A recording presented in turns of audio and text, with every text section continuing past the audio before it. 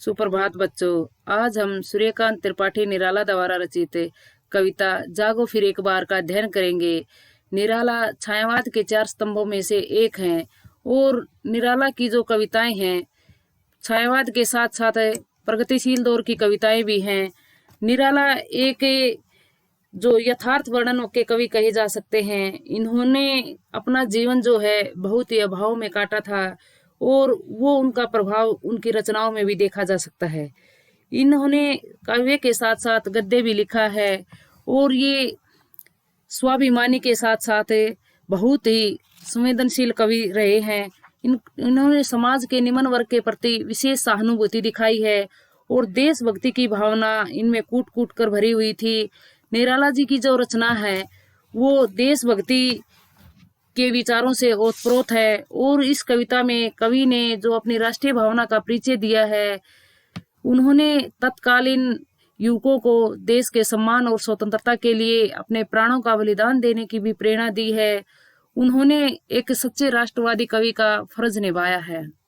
जागो फिर एक बार कविता कवि के परिमल काव्य संग्रह से ली गई है और इसमें कवि ने ये कवि के प्रगतिशील दौर की कविता है। उन्होंने अपने जलियांवाला बाग के हत्याकांड के विरोध में ये कविता लिखी थी कि भारतवासी अंग्रेजों के जो अत्याचार हो रहे थे उनको सह रहे थे, लेकिन अपने जो शौर्य का परिचय वो नहीं दे रहे थे। तो निराला ने अपने देशवासियों को इस गुलामी की बेड़ियों से आजाद कराने के लिए उनके अतीत को याद दिलाया है। जब जलियांवाला बाग का हत्याकांड के विरोध में ये कविता रची गई तो उन्होंने देशवासियों की जो चेतना है उसको झकझोरने का प्रयास किया है। 1921 में लिखी गई ये कविता इतिहास, साहित्य और संस्कृति के उदाहरण देकर के भारतीयों को शत्रु के विरुद्ध जागृत करने का प्रयास कवि ने किया है और इस कविता के पीछे उनका ओज, बल और उत्साह एक तरह से देखते ही बनता है और ये पाठक की चेतना में बस जाता है। इसका पहला पद, जागो फिर एक बार समर अमर कर प्राण, गान गाए महासिंधु से सिंधु नद तीरवासी, सैंधव तुरंगों पर चतुरंग चम्मू संग, 1.25 पर एक को चढ़ाऊंगा, 1.25 लाख पर एक को चढ़ाऊंगा, गोविंद सिंह निज नाम कहाऊंगा। यानी कवि क्या कहता है कि हे भारतवासियों, तुम जागृत हो जाओ, अंग्रेजों के खिलाफ एकजुट हो जाओ और कहता है कि तुम अपने अतीत को याद करो।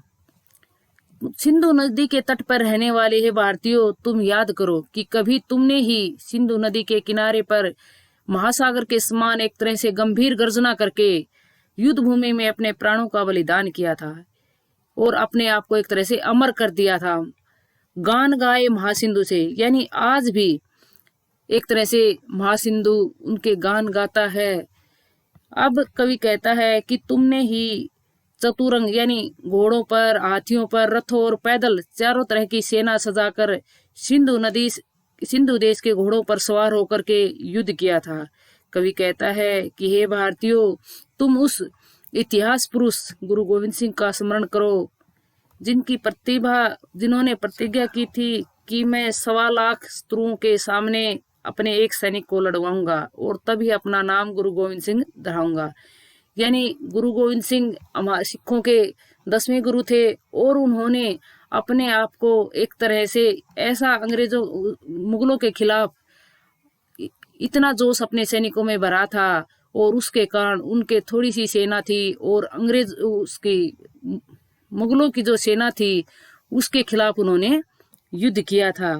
अब कवि कहता है कि मेरा एक एक, जो गुरु गोविंद सिंह कहते थे कि मेरा एक एक जो वीर सैनिक है वो शत्रु के 1.25 लाख आदमियों पर भी भारी पड़ेगा। गुरु गोविंद सिंह ने एक तरह से अजय संग्राम का ये गीत गाया था और कहा था कि किसने सुनाया है वीर जन मोहितति, दुर्जय संग्राम राग, फाग का खेला रण 12 महीनों में। यानी ये गीत किसने सुनाया था? यानी ये गीत स्वयं गुरु गोविंद सिंह ने अपने सैनिकों को सुनाया था। उन्होंने इस गीत ने उन वीर सैनिकों को मोहित किया था और एक तरह से दुर्जय यानी जो मुश्किल से जीतने वाला था, उस संग्राम को भी जीत लिया था। और वो संग्राम भी एक दिन का नहीं था, वो एक तरह के फाग यानी खून की होली खेली गई थी।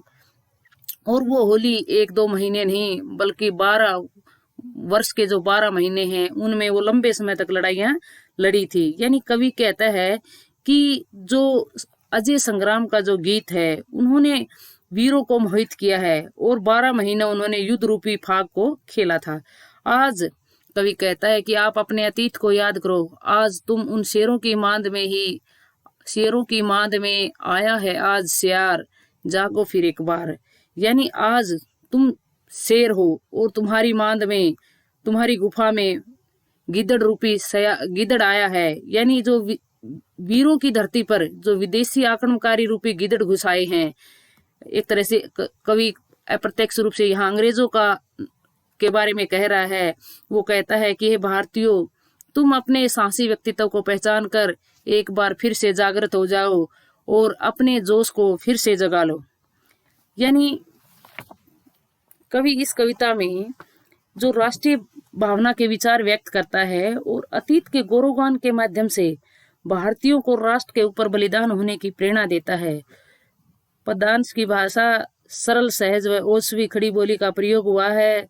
तत्सम तद्भव शब्दावली है, ओज गुण की प्रधानता है और वीर रस है, उद्बोधन शैली है और मुक्त छंद का प्रयोग हुआ है, वीर रस का परिपाक हुआ है। अब दूसरा जो पद है, सत श्री अकाल, भाल अनल धक धक कर जला, भस्म हो गया था काल, तीनों गुण ताप त्रय, अभय हो गए थे तुम, मृत्युंजय व्योमकेश के समान, अमृत संतान, तीव्र भेद कर सप्तावरण मरण लोक, शोकाहारी पहुंचे थे वहां, जहां आसन है सहसार, जागो फिरे एक बार।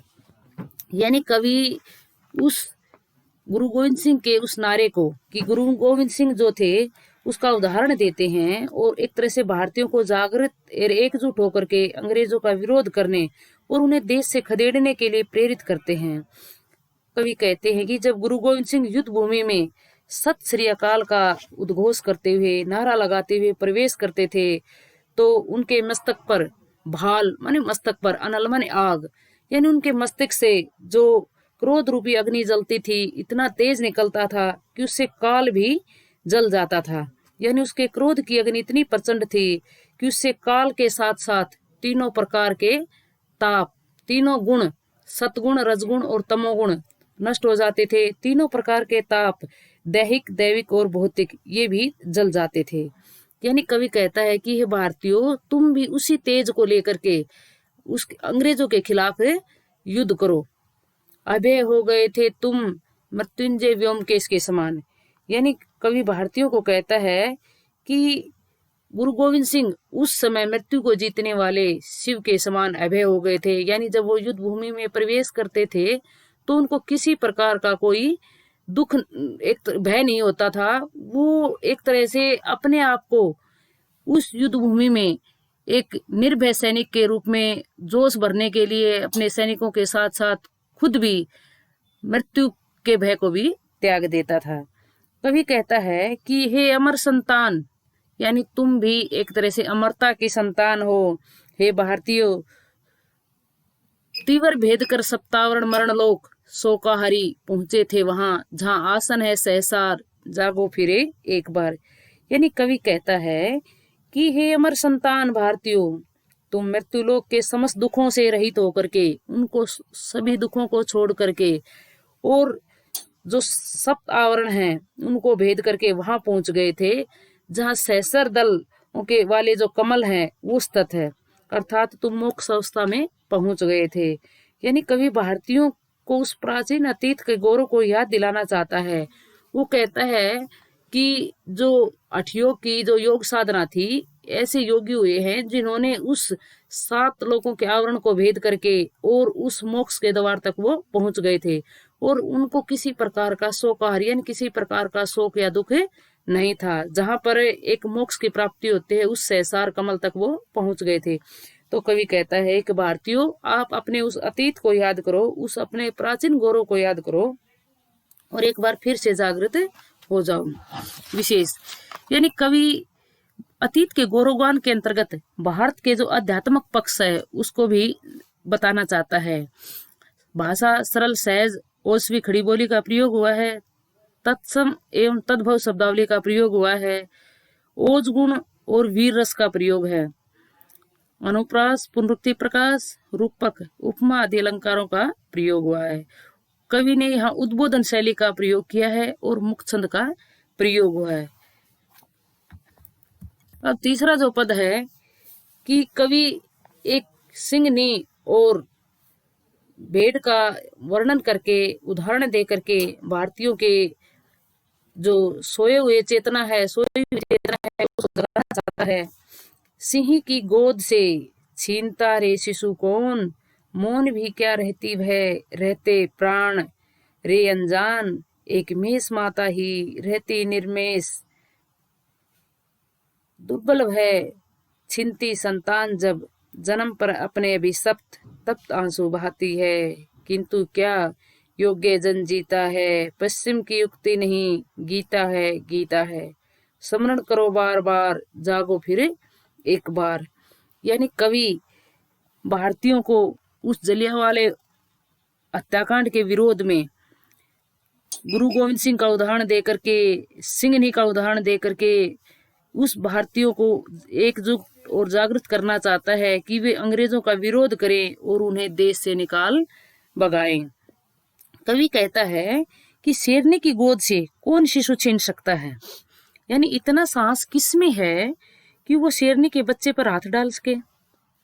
यानी अगर कोई शेरनी के बच्चे को छीनने का प्रयास भी करता है तो शेरनी क्या है, प्राण रहते चुप नहीं रहती।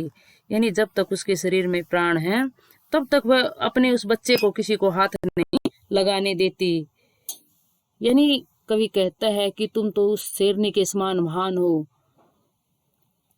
कवि कहता है कि केवल रे अनजान, यानी हे मूर्ख इंसान, हे भारतीयों, तुम क्यों अज्ञानता के कारण इस अंग्रेजों की गुलामी सहन करते हो। वो उस भेद का उदाहरण देता, कहता अरे अनजान, केवल एक मेष माता ही किसी के द्वारा शिशु को छीनने पर एक टक निर्निमेष मानी एक टक उसको देखते रहती है, विरोध नहीं करती और विरोध स्वरूप केवल आंसू ही बहाती है। दुर्बल है छीनती संतान जब, क्योंकि वह अपने आप को इतनी कमजोर होती है कि वो अपने संतान छीनने पर भी, अपने बच्चे के छीनने पर भी जन्म पर अपने अभिशप्त तप्त आंसू बहाती। यानी वो विरोध स्वरूप क्या करती है, एक तरह से अपने जन्म पर ही अभिशप्त जीवन पर दुखी होकर आंसू बहाती है। यानी वो प्रतिक्रिया में सिर्फ आंसू ही बहाती रह जाती है, दुख रूपी उसके आंसू उसकी आंखों से निकलते हैं। वो सिंहनी की तरह उसका मुकाबला नहीं करती है, वो आंसू बहा करके अपना दुख व्यक्त करती है। किंतु क्या योग्य जन जीता है, पश्चिम की युक्ति नहीं गीता है गीता है, स्मरण करो बार बार जागो फिर एक बार। यानी कवि कहता है कि ये उक्ति, ये जो उक्ति है कि क्या योग्य व्यक्ति ही संसार में जीवित रहता है। यानी एक योग्य व्यक्ति वो अत्याचार सहन करके जीवित रह सकता है, नहीं, योग्य जन जीता है। ये पश्चिम की उक्ति नहीं कि ताकतवर ही शक्तिशाली ही जीता है, ये गीता का उपदेश है। जो हमारा भगवत गीता है उसका उपदेश है कि ये पश्चिमी जगत की उक्ति नहीं है, ये पश्चिमी जगत की देन नहीं है। गीता के इस संदेश को आप बार बार याद करो, बार बार उसको याद करो कि इस संसार में योग्य जन जीता है, यानी क्या शक्तिशाली ही जीवित रह सकता है। यानी हे भारतीयों, तुम जागो फिर एक बार। यानी इस गीता के संदेश को याद करके और विदेशी शासकों के अत्याचार को मत सहन करो, कर्मशील बनो। हे भारतीयों, एक बार आप पुनः जागृत हो जाओ। यानी इस पद में भी कवि की एक राष्ट्रभक्ति भावना मुखरित हुई है। उन्होंने गीता के कर्मशीलता के संदेश पर बल दिया कि गीता में कहा कि कर्म करो, फल की इच्छा मत करो। सरल सहज व ओसवी खड़ी बोली का प्रयोग हुआ है। कवि कहता है कि जो सिंहनी है वो जीवित रहते अपने शिशु को नहीं छोड़ सकती, यानी वो विरोध करती है। तो भारतीय क्यों अपनी आज़ादी को अंग्रेजों के अधीन क्यों गुलामी स्वीकार कर रहे हैं, क्यों उनके गुलाम बने हुए हैं? ओज गुण की प्रधानता है, तत्सम तद्भव शब्दावली का प्रयोग है और अनुप्रास व पुनरुक्ति प्रकाश अलंकारों का प्रयोग है। कवि इसमें प्रश्न शैली में भी पूछता है क्या योग्य जन देता है। उद्बोधन शैली व मुक्त छंद का प्रयोग है, वीर रस है। अब हम इसके जो चतुर्थ पद है उसको देखते हैं।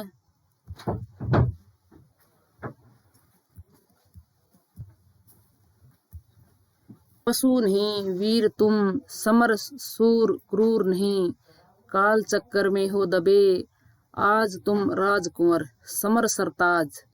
पर क्या है ये सब माया है, माया है, मुक्त हो सदा ही तुम, बाधा विहीन बंद छंद जो, डूबे आनंद में सच्चिदानंद स्वरूप। महामंत्र ऋषियों का अणुओं परमाणुओं में फूका हुआ, तुम हो महान, तुम सदा हो महान।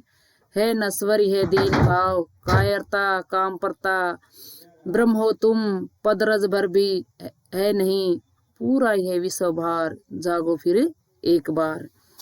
यानी कवि कहता है कि हे भारतवासियों तुम एकजुट हो जाओ, और कवि भारतवासियों को कहता है कि तुम पशु नहीं हो, तुम वीर हो, यानी तुम नृशंस नहीं हो, तुम क्रूर कार्य नहीं कर सकते, बल्कि तुम तो वीर तुम, यानी तुम तो युद्ध में लड़कर वीरता प्राप्त करने वाले हो, यानी तुम किसी के साथ क्रूर व्यवहार नहीं कर सकते। समर सूर, क्योंकि आप समर माने युद्ध के सूरवीर हो, क्रूर नहीं हो, अत्याचारी नहीं हो, तो युद्ध में अपनी वीरता का प्रदर्शन करो, अंग्रेजों के खिलाफ एकजुटता दिखा करके उनके खिलाफ युद्ध करो। आप उनके के अत्याचार को सहन मत करो, उनके खिलाफ युद्ध में वीरता दिखाओ। तुम राजकुंवर, यानी तुम राजकुंवर हो, तुम्हारे सिर पर ताज होना चाहिए, तुम युद्ध शिरोमणि हो, समर सरताज यानी युद्ध के शिरोमणि हो, और आज तुम काल चक्कर में बंधे हुए हो, यानी काल चक्कर में हो दबे, आज तुम राजकुमार यानी आप राजा बनने लायक हो, और आप काल चक्कर के कारण आप दबे हुए हो, अंग्रेजों की गुलामी स्वीकार किए हो। कवि कहता है कि लेकिन आप अपने युद्ध शिरोमणि और राजकुमार हो और अपनी वीरता को दिखाओ। पर क्या है, सब माया है, माया है, मुक्त हो सदा ही तुम, बाधा विहीन बंद छंद ज्यों। यानी कवि कहता है कि ये सब मोह माया है, अन्यथा तुम किसी प्रकार भी बंधन में नहीं हो। तुम छंद विहीन कविता के बंद छंद ज्यों, यानी कविता जो छंद के बगैर होती है, स्वतंत्र होती है, छंद के बंधन से मुक्त होती है, उस कविता के समान तुम भी बंधन मुक्त हो, तुम पर किसी प्रकार का कोई बंधन नहीं है। डूबे आनंद में सच्चिदानंद स्वरूप, यानी कवि कहता है कि तुम आनंद में हो, सच्चित और आनंद का रूप हो, और तुम सदा से ही महान हो। यानी एक तरह से कवि भारतीयों की जो वीरता है उसके विषय में कहता है, तुम ऋषियों के उस महामंत्र को स्मृत करो। महामंत्र ऋषियों का, यानी हमारे बड़े बड़े ऋषि महर्षि हुए हैं, उन्होंने ऐसे ऐसे मंत्रों का जाप किया है, और उन मंत्रों के द्वारा उन्होंने अणु और परमाणुओं में, यानी कण कण में क्या है कि धरती के कण कण में उन्होंने इस विजय का नाद, तुम्हारी महानता का जो नाद है वो फूका हुआ है। तुम महान हो, तुम सदा हो महान, यानी उन्होंने बताया है कि तुम तो सदा से ही महान हो। यानी ऋषि मुनियों ने भी तुम्हारी महानता के मंत्रों का बखान किया है, और उन्होंने बताया है कि तुम तो सदा से ही महान हो।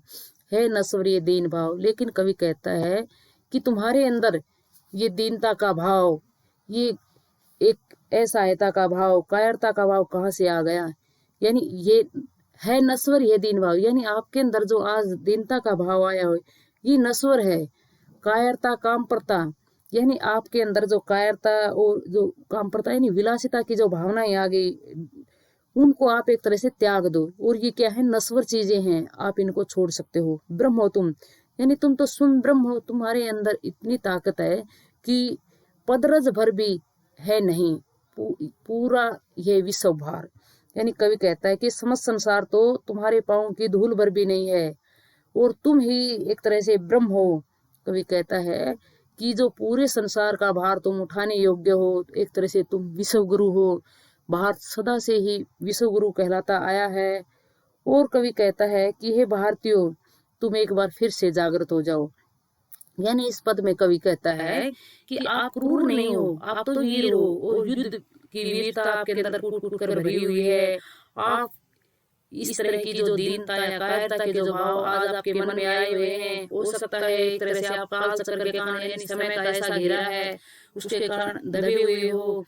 लेकिन आप ऐसे नहीं हो। आप तो एक तरह से सदा आनंद में मगन रहने वाले सच्चिदानंद स्वरूप हो। आप मुक्त हो सदा से ही। जिस प्रकार कविता छंदों के बंधन से मुक्त रहती है, उसी प्रकार आप भी बंधन मुक्त हो। और हमारे जो ऋषि महामुनि हुए हैं, उन्होंने अपने मंत्रों द्वारा धरती के प्रत्येक कण कण में आपके महानता का गीत जो है वो मंत्र फूका हुआ है कि तुम तो सदा से महान हो, और आप पूरे विश्व के पूरा विश्व आपके आगे क्या है, आप उसके जगत गुरु कहलाने योग्य जो भारत है, आज इस प्रकार जो गुलामी की बेड़ियां हैं उनमें अच्छा नहीं लगता। तो कवि भारतीयों को जागृत करना चाहता है। कवि कहता है कि हे भारतवासियों, आप अंग्रेजों के खिलाफ एकजुट होकर के अपने सोइए को पहचान करके अपनी सोई हुई चेतना को जगा करके आप खड़े हो जाओ और उन अंग्रेजों का मुकाबला करो। यानी कवि भारतीयों को उनकी शक्ति साहस की याद दिला करके एक तरह से राष्ट्र पर बलिदान होने के लिए उनको उद्बोधित करता है। वो चाहता है कि भारतवासी अंग्रेजों के खिलाफ अपनी आवाज उठाएं, अपना बलिदान तक देने के लिए तैयार रहें। और कवि कहता है कि भारतीय तो सदा से ही महान है, शूरवीर योद्धा है। इस पद की जो भाषा है वो सरल सहज है, ओछवी खड़ी बोली है, तत्सम तद्भव शब्दावली का प्रयोग हुआ है, वीर रस का परिपाक हुआ है, अनुप्रास उत्प्रेक्षा आदि अलंकारों का प्रयोग है, उद्बोधन शैली है। और कवि ने इसमें मुक्त छंद का प्रयोग किया है। यानी जो कविता है वो कवि के ओछवी विचारों को प्रकट करने वाली है। कवि भारत को इन गुलामी की जो बेड़ियां हैं इनमें देखकर बहुत दुखी होता है। और जलियांवाला जो हत्याकांड हुआ था उससे उनके मन को बहुत अधिक पीड़ा हुई थी, और उन्होंने अपने सच्चे राष्ट्रवादी कवि होने के कारण तत्कालीन युवकों को अपने देश के सम्मान और स्वतंत्रता के लिए अपने प्राणों का बलिदान देने की प्रेरणा दी है।